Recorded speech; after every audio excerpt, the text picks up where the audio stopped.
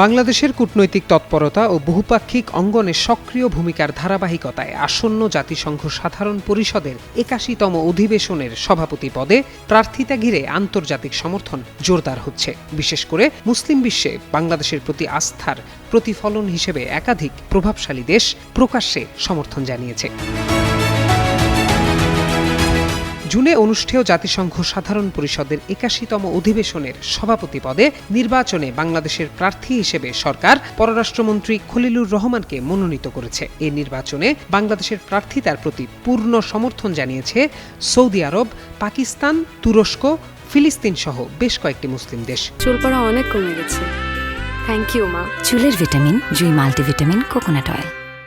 শুক্রবার জেদ্দায় ওআইসির জরুরি অধিবেশনের ফাঁকে পররাষ্ট্রমন্ত্রী খলিলুর রহমান এসব দেশের কূটনীতিকদের সঙ্গে বৈঠক করেন। এ সময় মুসলিম দেশগুলোর কূটনীতিকরা বাংলাদেশের প্রতি তাদের সমর্থনের কথা জানান।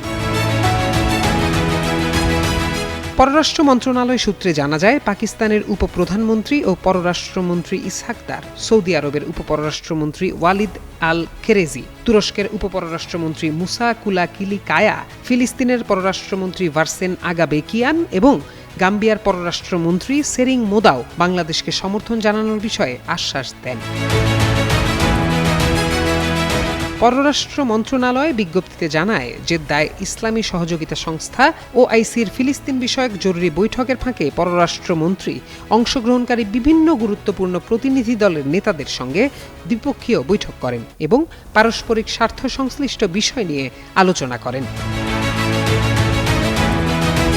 বিজ্ঞপ্তিতে আরও জানানো হয়, ওআইসি প্রতিনিধি দলগুলোর নেতারা বাংলাদেশ জাতীয়তাবাদী দলের বিজয়ে ও বাংলাদেশের প্রধানমন্ত্রী হিসেবে দায়িত্ব গ্রহণ করায় তারেক রহমানকে আন্তরিক অভিনন্দন জানিয়েছেন।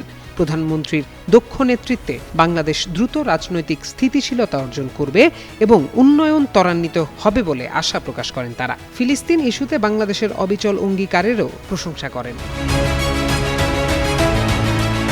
এদিকে পাকিস্তানের পররাষ্ট্রমন্ত্রী গত বছর প্রয়াত প্রধানমন্ত্রী খালেদা জিয়ার সঙ্গে তার বৈঠকের কথা উষ্ণতার সঙ্গে স্মরণ করেন। পররাষ্ট্রমন্ত্রী ইসহাক দার আশা প্রকাশ করেন যে ঢাকায় নতুন সরকারের অধীনে দুই দেশের সম্পর্ক ধারাবাহিকভাবে উন্নত হবে।